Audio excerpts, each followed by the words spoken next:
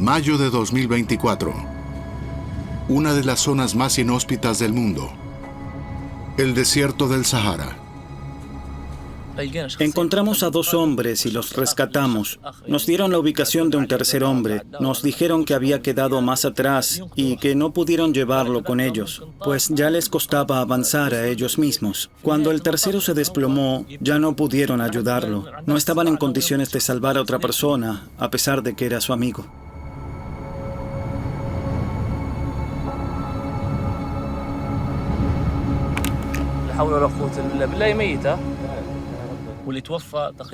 Según su identificación, el fallecido nació en 1989, así que tenía 34 o 35 años.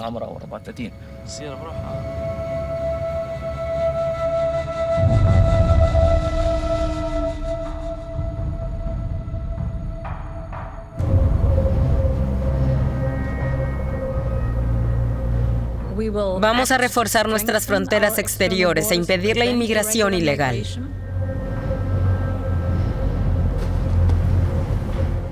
No habría deportaciones al desierto sin el dinero de la Unión Europea. Es disuadir con la muerte.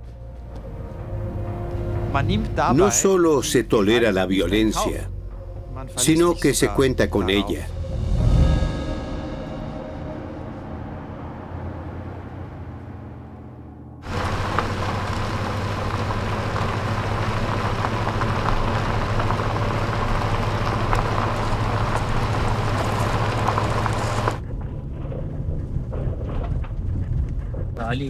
Soy Ali Woli, vocero de la 19ª Brigada de la Guardia Fronteriza. Nos dirigimos a Dar al-Hus. Esta es una de las zonas donde hasta ahora hemos encontrado más inmigrantes. Lo acompañamos en busca de personas que fueron abandonadas en el desierto, sin comida y sin agua.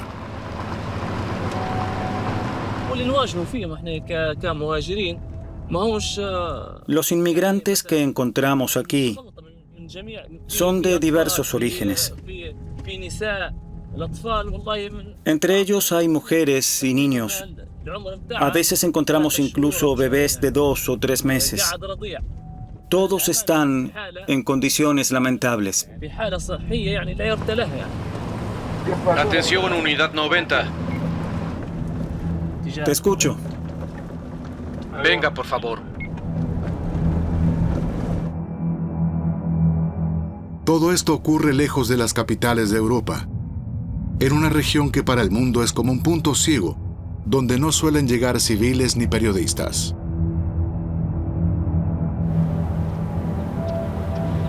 Durante un descanso, Ali nos muestra las imágenes que acompañan sus historias, videos que él y su unidad grabaron y que guarda en su celular.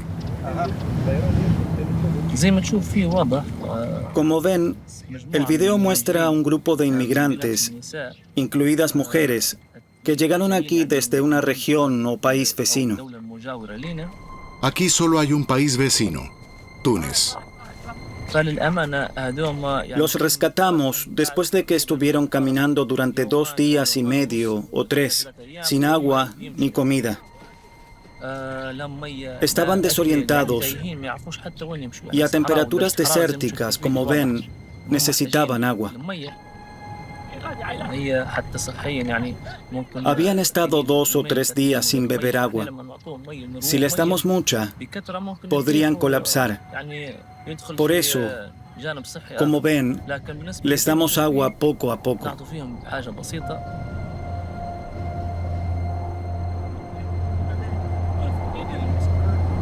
Este es un niño pequeño con su madre.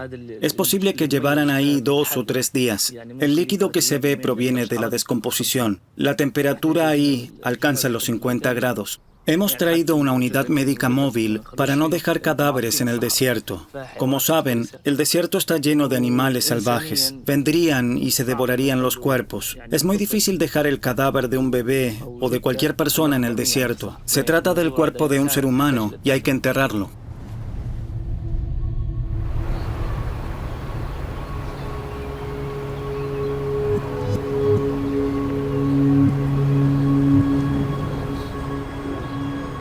Siaka y Ada sobrevivieron.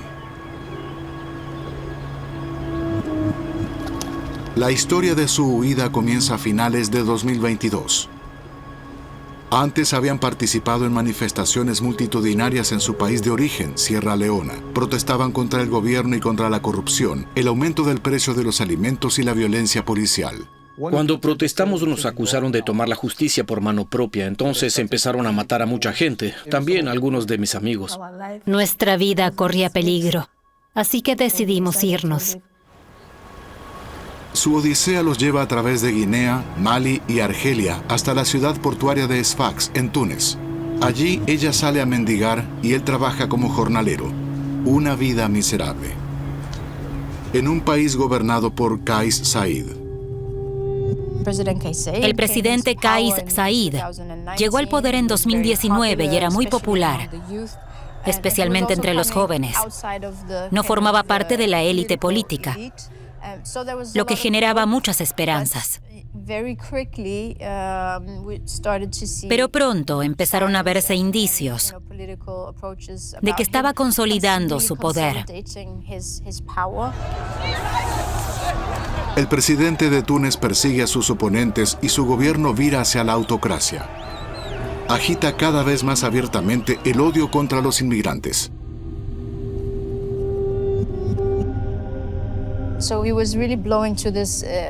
Echaba leña al fuego. Era muy evidente cómo aumentaron en todo el país los ataques racistas y xenófobos, especialmente contra personas negras. Se creó un ambiente de mucha hostilidad e inestabilidad. En julio de 2023, un tunecino fue apuñalado en un enfrentamiento con inmigrantes y la violencia contra los negros explotó. Vinieron y forzaron la puerta. Pensé que eran ladrones armados. Cuando salí al balcón, vi que llevaban muchos palos, machetes y cuchillos. Un tipo con un machete intentó atacar a mi esposa, pero lo detuve. Por eso tengo una cicatriz aquí. Nos atacaron para quitarnos la vida. Entonces fue que decidimos huir.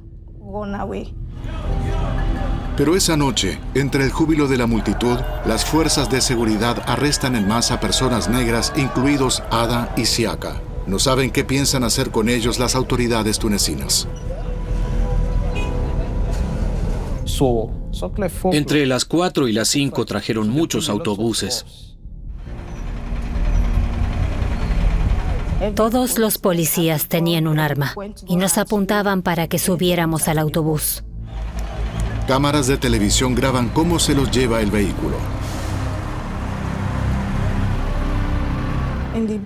En el autobús había muchos policías. Si tratábamos de decir o comunicar algo, nos interrumpían.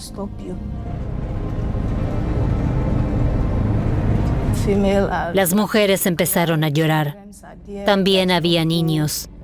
No había comida. Estaba convencida de que nos iban a matar.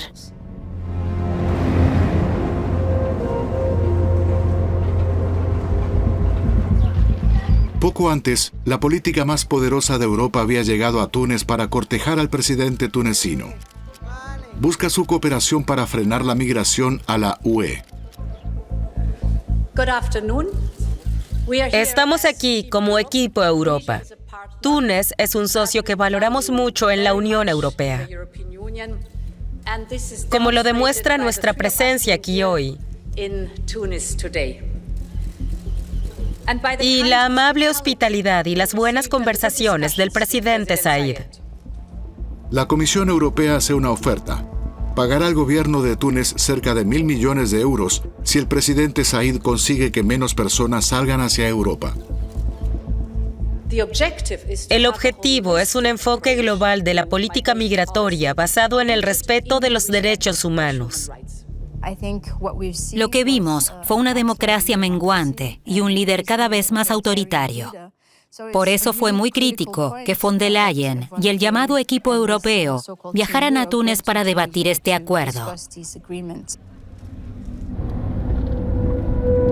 Pocas semanas después de la reunión en Túnez, el autobús en el que viajan Ada y Siaka llega a su destino.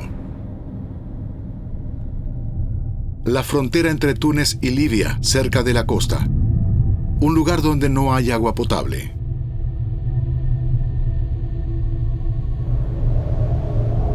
Según relatan, los obligan a salir a golpes.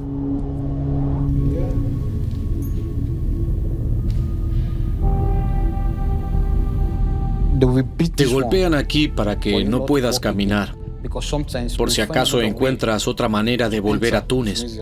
Por eso te golpean. Incluso me pegaron a mí, siendo mujer. Esa gente no tiene ninguna humanidad. Me golpearon sin compasión. En ese momento, estaba en mi segundo mes de embarazo. Así nos trató la Guardia Nacional. La Guardia Nacional tunecina cuenta con el apoyo de este organismo, el Ministerio del Interior alemán, y dinero de los impuestos para adquirir equipamiento como vehículos y dispositivos de visión nocturna, y para que la policía alemana entrene a sus fuerzas. Desde 2015 ha formado a 4.000 agentes de la Guardia Nacional y de la Policía de Fronteras de Túnez, a lo que el gobierno alemán ha destinado más de 30 millones de euros hasta ahora. La ministra del Interior alemana lo consideró un modelo exitoso cuando visitó en Túnez a los formadores alemanes, poco después de hacer la oferta millonaria. Para mí es importante que junto con la Policía Federal y la Oficina de Investigación Criminal contribuyamos a garantizar que en el trabajo de la policía y de la Guardia de Fronteras se respeten los principios constitucionales y los derechos humanos. La policía alemana debe ser consciente del entorno político en el que entra. Y siempre habrá complicaciones en cuanto a violaciones de derechos humanos.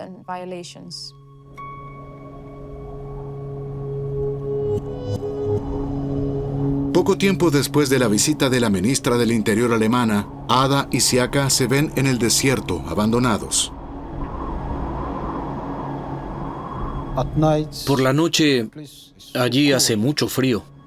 Solo pensaba que no era un buen lugar. Nos preguntábamos, ¿qué pasará cuando se haga de día? Porque ahí no hay nada de sombra.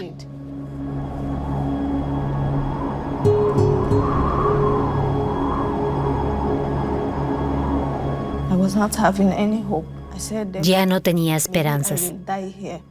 Pensaba que moriría allí, porque en ese momento estaba embarazada y había empezado a sangrar. Y allí no hay médicos ni medicamentos.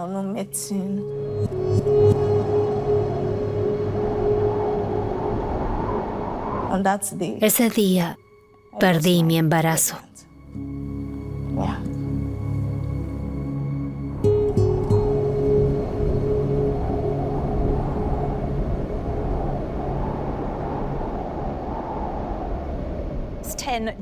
Son las 10 en punto. Comenzamos con un informe exclusivo desde una zona fuertemente militarizada en la frontera entre Túnez y Libia.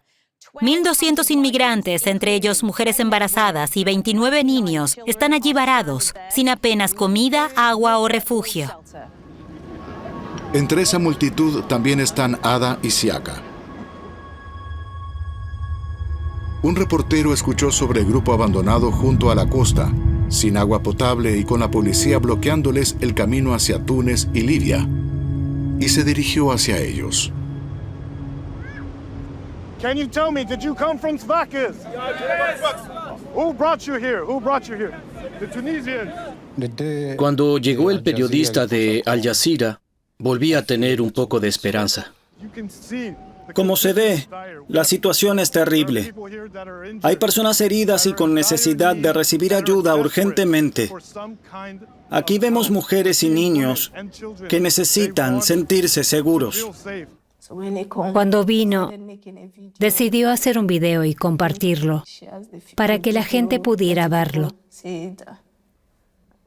Nos golpearon sin piedad. Algunos tenían un pie roto. Llevan aquí 6 días, algunos un poco menos, pero vemos gente herida.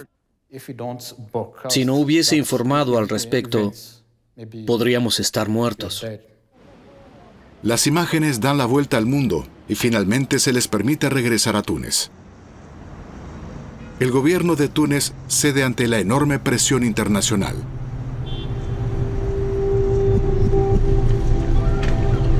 Unos meses más tarde, Ada y Siaka abordan una embarcación que los lleva a Europa.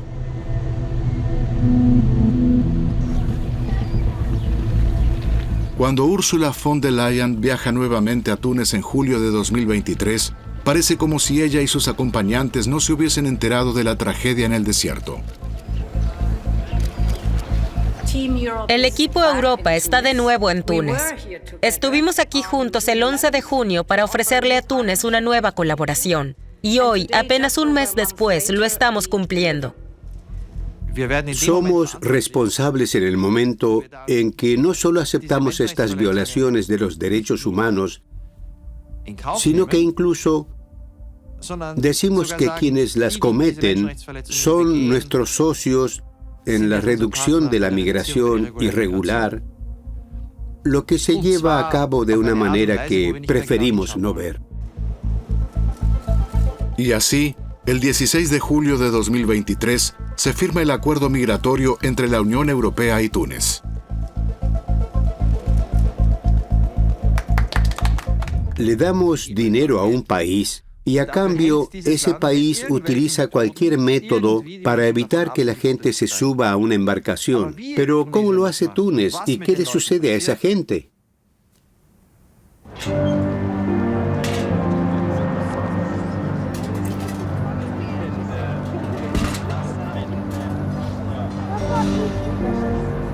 Que nadie pueda decir que no lo sabía, es el objetivo de David Jambio.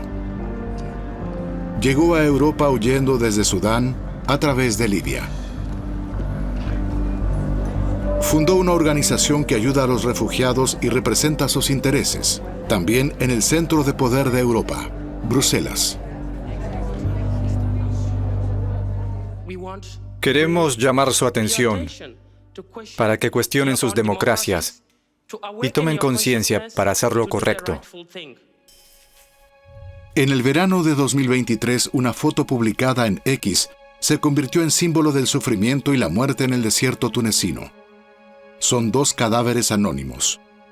Pero David Jambio y sus compañeros descubren su nombre. La madre se llamaba Fati y la hija Marie. Una niñita que murió con su madre de hambre y sed en el desierto, por haber sido abandonadas bajo un sol abrasador, a más de 45 grados centígrados. Es una clara evidencia de que estas personas no murieron, sino que las mataron, las asesinaron. David Jambio y su organización localizan al único sobreviviente de la familia, el padre, Pato. Lo sucedido conmueve al Papa, que lo recibe junto a David y otros voluntarios que ayudan a refugiados. Dice que reza por la hija y la esposa de Pato. Medios de todo el mundo informan sobre el caso. Túnez cometió un asesinato y revelar esta situación supuso un acto de resistencia, supuso una invitación al mundo entero, a la comunidad internacional, a levantarse y cuestionar la perspectiva desde la que los gobiernos europeos llegan a acuerdos con instituciones que han demostrado ser muy violentas, como la de Kais Saied. A pesar de las fotos del desierto, a pesar de Pato, el dinero de Bruselas llega a Túnez y el tema desaparece de los medios.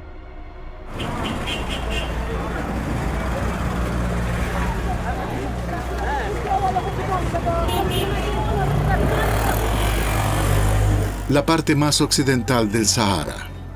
Desde que la UE amplió su cooperación con Mauritania para frenar la migración, los periodistas tienen más difícil obtener una visa para ingresar al país. Por eso venimos de encubierto para investigar en 2 grandes ciudades. Nouadhibou y Nouakchott. Hemos pasado meses estableciendo contactos en el país. Y una de nuestras fuentes nos aconsejó esperar frente a esta prisión y observar discretamente lo que sucede.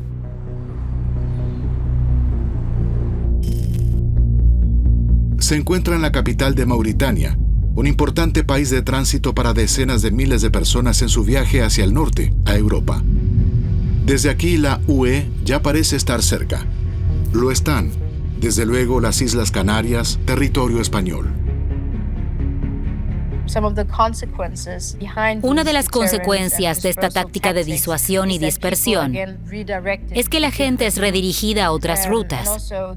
También a esto se debe la reciente reactivación en la ruta atlántica y el incremento de la migración, especialmente desde Mauritania. Así que es una nueva tendencia y también un nuevo lugar donde la Unión Europea externaliza su política de fronteras. A principios de 2024, la Unión Europea negocia con Mauritania un acuerdo migratorio integral inspirado en el firmado con Túnez. En ese momento esperábamos ante el centro de detención con una cámara oculta. Es mediodía, hace 40 grados y todo parece en calma. Nos enteramos de que en el recinto se está preparando un autobús blanco para trasladar a personas negras que querían llegar a Europa o que fueron arrestadas en la calle de forma arbitraria. A las 5 de la tarde llega un grupo de inmigrantes. Una hora después, se abre la puerta. El autobús blanco. Lo seguimos con cuidado. Recibimos una lista de las personas que supuestamente van a bordo. Nos desviamos en la carretera hacia Mali, un país en guerra entre el gobierno, los rebeldes y los islamistas. El riesgo de que nos descubran es demasiado grande. 2 semanas después, Ursula von der Leyen aterriza en Nouakchott con el presidente de España, cuyas autoridades llevan tiempo cooperando con Mauritania. Van a negociar con el gobernante mauritano, ex jefe del Estado Mayor. Es un placer volver a verlo, señor presidente, poco después de su visita a Bruselas. Y estar aquí con usted, presidente Sánchez, es un placer excepcional. Nuestra visita demuestra la importancia de nuestra colaboración con Mauritania. Europa ofrece 500 millones de euros para blindar la frontera y mejorar la economía. Todos salen ganando. Nosotros, como contribuyentes europeos, estamos financiando esto. Y creo que lo importante es que todos estamos involucrados de alguna manera en lo que está sucediendo, aunque ocurra lejos de Europa, en otro continente.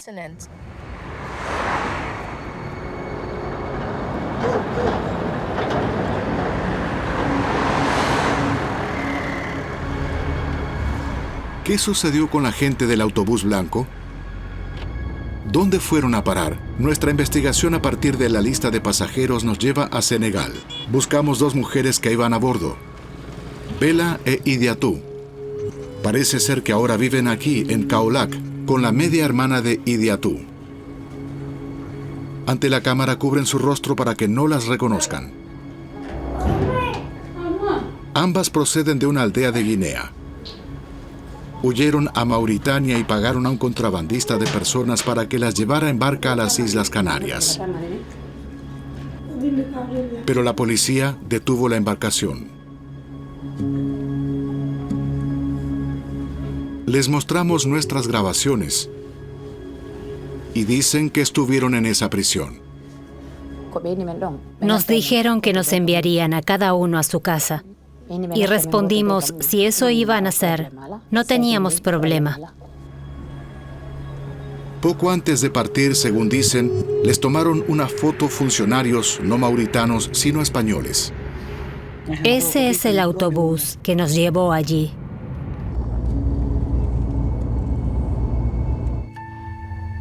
Desde la capital se dirigieron hacia el este, siempre por la misma carretera, una noche y un día. Después el autobús giró hacia el sur, y luego de casi 1000 kilómetros se detuvo en la frontera con Mali. Nos llevaron a un lugar donde no había nadie, nos dejaron en medio de la nada, estacionaron, nos dispersaron y se fueron. Hasta entonces, nunca había puesto un pie en Mali. Teníamos miedo porque habíamos oído que allí hay guerra. Caminamos por el desierto durante 4 días, sin saber a dónde íbamos, día y noche. Caminamos hasta que no podíamos más. Caminamos tanto que enfermé. Tenía los pies hinchados. Entonces nos detuvimos a descansar. Ella dijo que buscáramos un lugar con sombra para descansar y así lo hicimos. Luego continuamos el viaje hasta llegar a una aldea en Mali, donde nos dieron de comer y beber. Entonces un hombre la llevó en auto a Kaolack, en Senegal, donde vive la media hermana de Idi Atou, quien pagó el viaje de casi 900 kilómetros. En Bruselas se sabe desde hace tiempo que en Mauritania los inmigrantes son deportados y abandonados en el desierto. Aún así, en los últimos años, la UE ha transferido al país sumas millonarias para blindar la frontera. Un informe del Parlamento Europeo de noviembre de 2023, 3 meses antes de la visita de Ursula von der Leyen, ya afirmaba que los refugiados solicitantes de asilo y migrantes en Mauritania enfrentan constantemente malos tratos y violaciones sistemáticas y graves de los derechos humanos, como deportaciones colectivas y abusivas a Senegal y Mali. Pero en este caso, eso tampoco importa.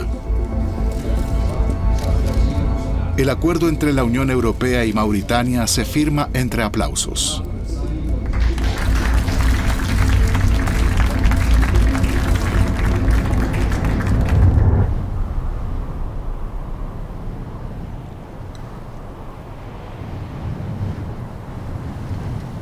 Estamos con la Brigada de Guardia Fronteriza Libia.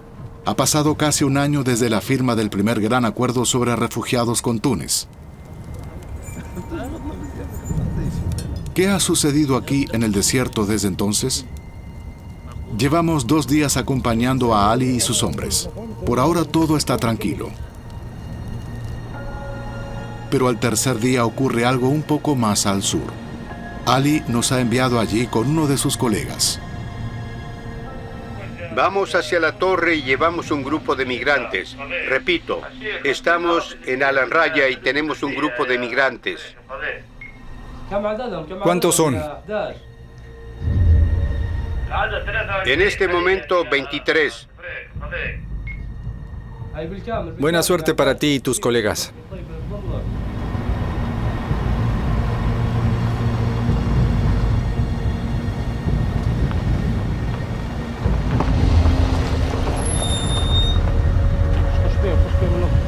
A algunos de los hombres los encontraron en el desierto hace apenas unas horas. A los demás, el día anterior. Pudieron descansar una noche y los guardias los atendieron.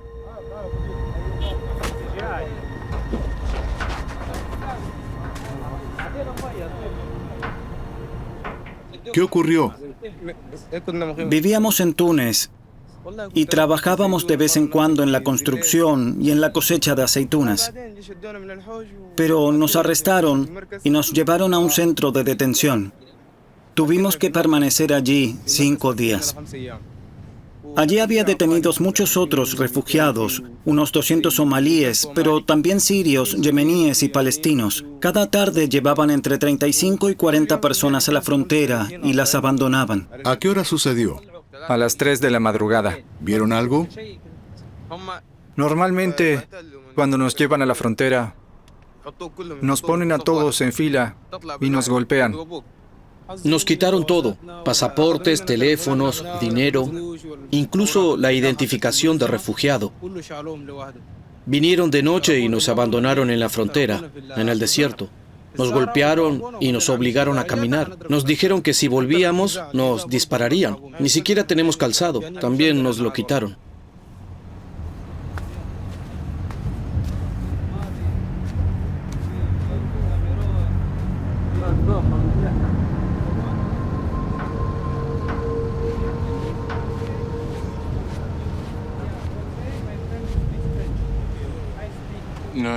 Fue por la mañana, alrededor de las 7, cuando iba a trabajar. Un auto se detuvo a mi lado y me obligaron a subir. Ese día me llevaron a un lugar en el desierto que no conocía. Nos golpeaban todos los días, ya a la mañana y también por la noche. Todos tenemos heridas en las manos por las esposas. En el campo también había mujeres embarazadas y niños. No sabemos cómo las trataron. Al principio éramos 90, pero hemos perdido la cuenta de los muertos. ¿Dejaron atrás a fallecidos? Sí, los dejamos atrás. Algunos ya no podían caminar. En Túnez nos golpearon tan fuerte que algunos ya no podían caminar.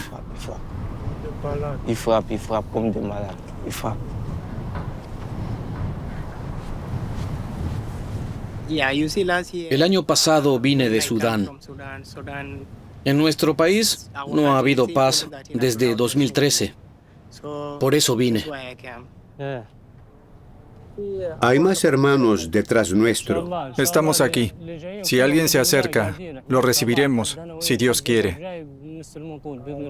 Están en malas condiciones. Se ve lo difícil que es el terreno. Es difícil recorrerlo, pero espero que podamos hacer algo. No se preocupen. Dios nos ayudará.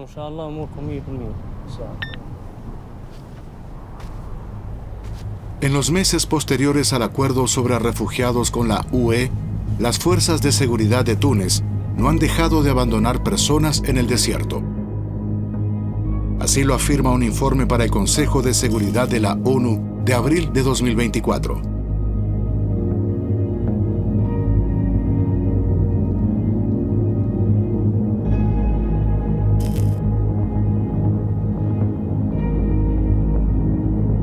Y es probable que el número de casos sea mucho mayor. En mayo de 2024 informamos sobre las deportaciones y demostramos que se sigue haciendo de forma sistemática.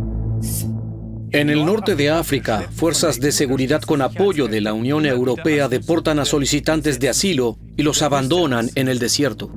Informamos que la UE lo sabe y que las unidades responsables son cofinanciadas y equipadas desde Europa.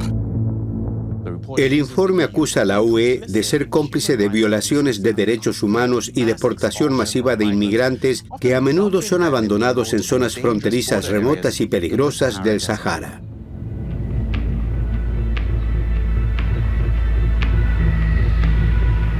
Al día siguiente de la publicación, le preguntamos al vocero del gobierno alemán por las acusaciones. No tenemos conocimiento de tales hechos, de modo que deberemos comprobarlos y eventualmente tomar medidas. Las acusaciones también se dirigen contra unidades que tenían el apoyo de Alemania. Habrá que revisar bien los protocolos, pero lo primero es comprobar los hechos.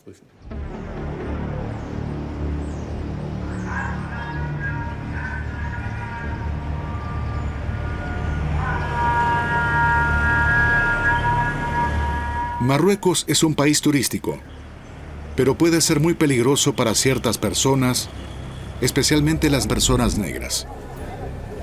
Como en Marruecos se vigila a los periodistas, también ingresamos de forma encubierta y filmamos con el celular. Según nos dijeron, si esperamos en una de las plazas de la capital, podremos documentar la caza que se lleva a cabo regularmente aquí.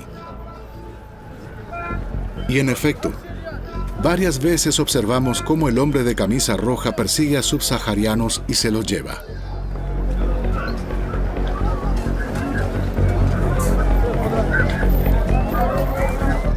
Por la noche lo volvemos a ver. Arrastra a un hombre a una furgoneta de las fuerzas policiales de apoyo marroquíes, cofinanciadas por la UE al menos desde 2018. Aquí también están los autobuses que se llevan a los migrantes.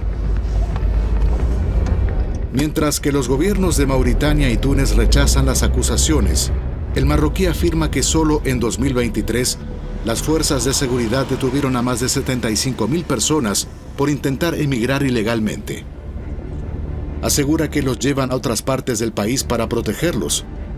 para que no permanezcan en zonas peligrosas.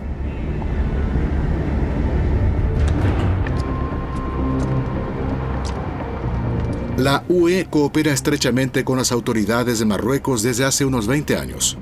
Las deportaciones al desierto son un secreto a voces, afirma el exdirector adjunto de la Agencia Europea de Guardia de Fronteras, Frontex. Eso es algo que yo he conocido también en Marruecos, que en ocasiones se hacían esas redadas en las ciudades marroquíes y se abandonaba también a los migrantes en la frontera con Argelia, prácticamente con la indicación de que cruzasen al otro país. Por tanto, es algo que lamentablemente se repite en algunos casos. A mí me parece desde luego que es, diría que ilegal, es contrario a los derechos humanos, sin duda, y la Unión Europea, si tiene constancia, si tiene información fehaciente de que eso está sucediendo, debería aplicar medidas para evitarlo.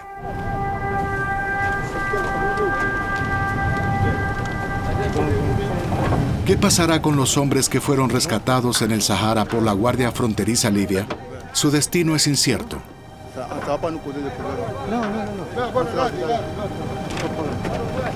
Y es que el aparato de seguridad de Libia es conocido por su trato brutal hacia los refugiados.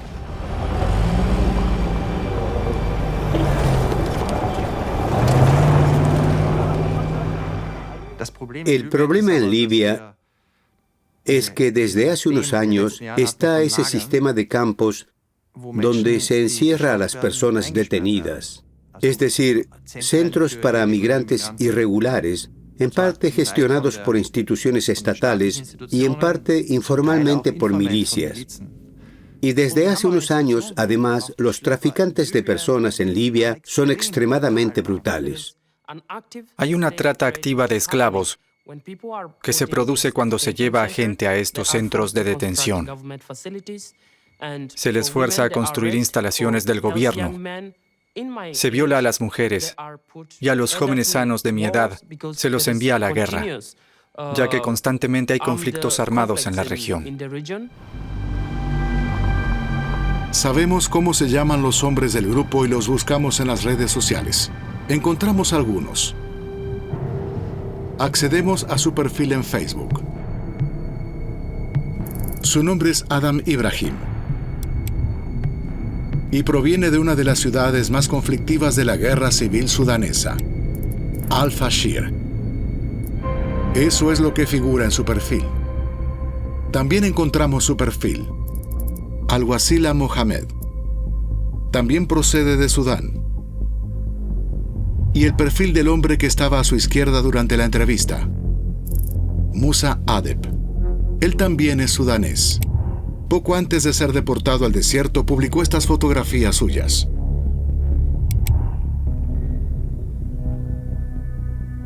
¿Qué sucedió con ellos después de que los detuvieron las fuerzas de seguridad libias? Por ahora no dan señales de vida. Y de pronto aparece esta publicación en el perfil de Musa Adep. Un video editado. Al parecer está vivo y tiene acceso a Internet. ¿Qué dicen los políticos europeos responsables sobre todo esto?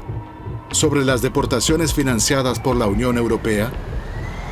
¿Sobre la violencia, el sufrimiento y las muertes? Por meses solicitamos entrevistas a los responsables europeos y alemanes de la política migratoria, a la presidenta de la Comisión Europea, al jefe de la diplomacia europea, a la comisaria de Asuntos de Interior. Más adelante, la Comisión comunica que la UE espera que sus socios respeten los derechos humanos de todos los inmigrantes. Pero ninguno tiene tiempo para una entrevista, tampoco los jefes de gobierno de la UE, ni el canciller alemán, ni el ex primer ministro de los Países Bajos, ni el presidente de España, ni la primera ministra de Italia. La silla de los entrevistados permanece vacía. Nadie quiere estar frente a la cámara. Tampoco los ministros alemanes de distintos partidos a quienes preguntamos.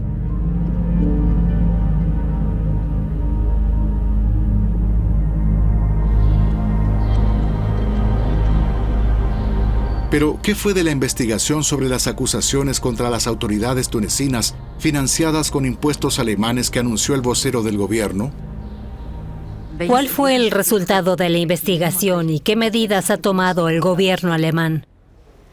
Tengo mucha memoria, pero no tanta como para recordarlo. Es decir, sé que el tema estuvo sobre la mesa, pero no ha vuelto a surgir. Así que en ese sentido, no hay novedades. Tengo que consultarlo. Sin embargo, planteamos estas preguntas por escrito unos días antes. He estado indagando. La pregunta se envió al Ministerio de Interior y se les respondió. Sin embargo, ustedes no quedaron satisfechos con la respuesta. Por un lado lo comprendo y por otro nosotros hemos cumplido. Pero el Ministerio del Interior no respondió a las preguntas. Se limitó a enviar una declaración, que los derechos humanos deben respetarse, a lo que se emplaza regularmente al gobierno tunecino y que el equipamiento procedente de Alemania solo debe utilizarse para el fin previsto. Pero, ¿qué hay de la investigación? Les hemos respondido. No tengo la respuesta en este momento. Diría que sigamos en contacto. Mis colegas también están aquí presentes y si podemos ampliar nuestra respuesta, lo haremos. Si se llevó a cabo alguna investigación, es hasta hoy un secreto del gobierno alemán.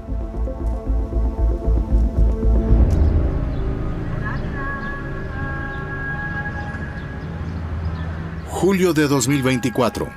Estamos una vez más en Libia. La capital, en la región más occidental, está dividida entre varias milicias. Hay combates casi todos los días.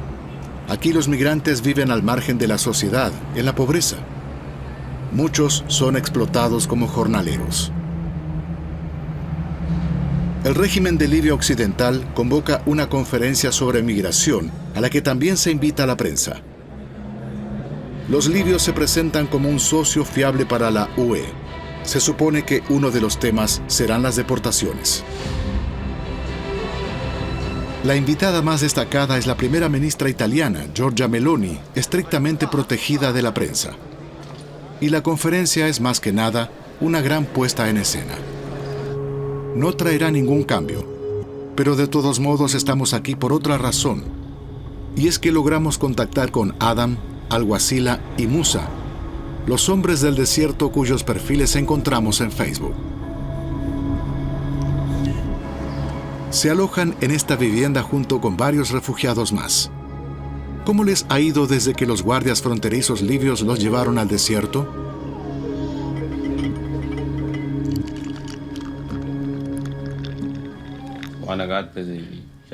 Pasé más de 2 meses en el cuartel general de la milicia. Salí recién hace 2 días, cuando me encontré con ustedes. Estoy buscando trabajo, pero aún no he encontrado. 2 días después de que ustedes nos dejaron, vino un agente. Dijo que algunos de nosotros trabajaríamos allí y nos pagarían, y que otros irían al cuartel general en Trípoli. Les dije que quería trabajar. Trabajé durante 1 mes y medio. Después de ese tiempo fui a hablar con el agente y le pedí que me pagara. Le dije que necesitaba dinero para mi familia en Sudán. Le dije que quería mi dinero y me dijo, no hay dinero, vete al infierno. Aquí pasan sus días desde hace semanas.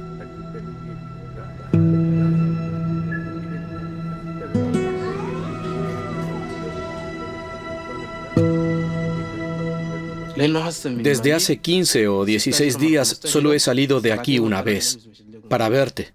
No podía salir de la casa. Hay una mezquita cerca. Podría haber ido. Pero si salgo y está el coche de la policía de migración libia, me arrestarán y me llevarán a un centro de detención. La única solución que se me ocurre es marcharme, como sea. Ya quería irme anoche. Si no me hubieras llamado, ya me habría ido.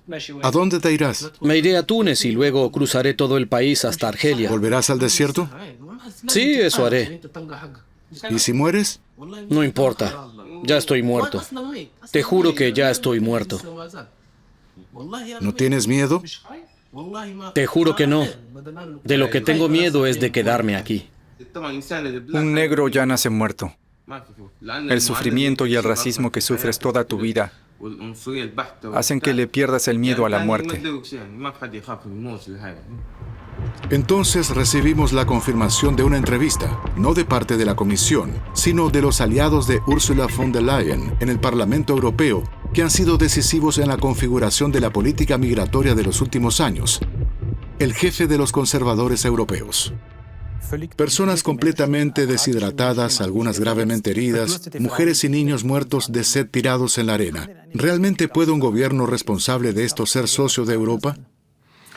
No hay más alternativa que la cooperación con los países vecinos, por difícil que pueda resultar. No existe una alternativa razonable. No podemos solucionar el problema solo desde un lado de la frontera. Por otra parte, hay un diálogo que seguiremos desarrollando con las autoridades tunecinas sobre cómo aplicar la seguridad fronteriza de manera humanitaria. ¿Prestan atención a lo que se dice en este diálogo? Cuando estuve en Túnez y hablé con su ministro del Interior y con su presidente, percibí que ellos también ven su responsabilidad, pero lógicamente también dicen, amigos, ni siquiera pueden imaginarse cuáles son nuestros problemas. Cuando le pedimos a un país que corte el paso a personas, tenemos que asumir la responsabilidad de pensar de qué manera lo va a hacer. Pero Europa, refugio de millones de personas y destino anhelado de muchas más, se aísla cada vez más.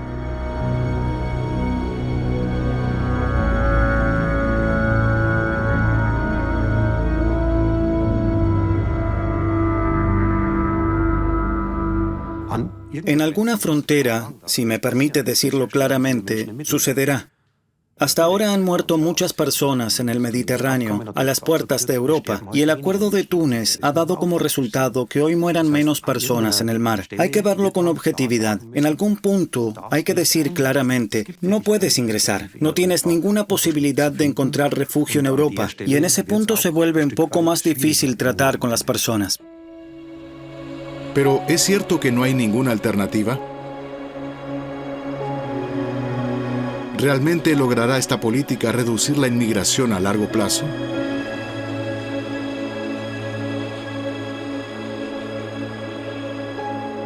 Los flujos migratorios, y sobre todo los flujos migratorios irregulares, son como vasos comunicantes.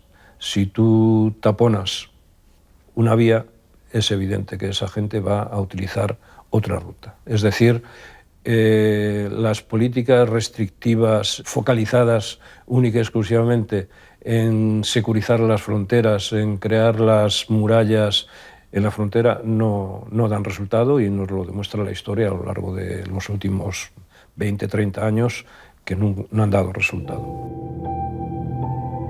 ¿Y entonces qué?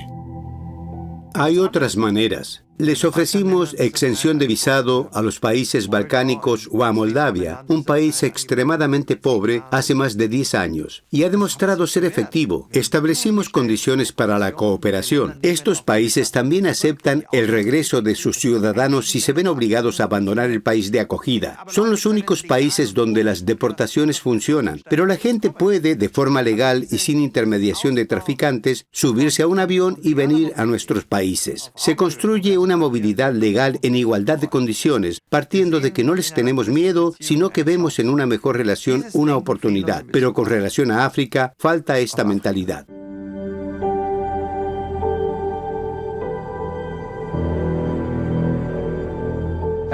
¿Valen la pena todos estos riesgos por llegar a Europa? Sí, quiero cumplir mis sueños. Quiero finalizar mis estudios.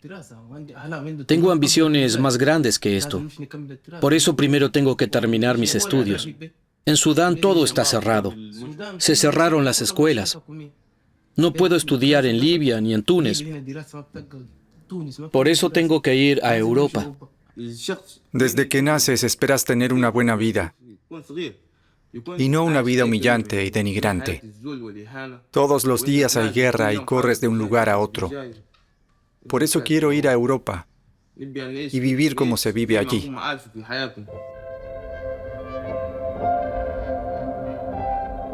Se trata de quiénes queremos ser. Somos un continente más rico que nunca, que olvida sus propios valores y convenciones. ¿Es eso lo que queremos ser?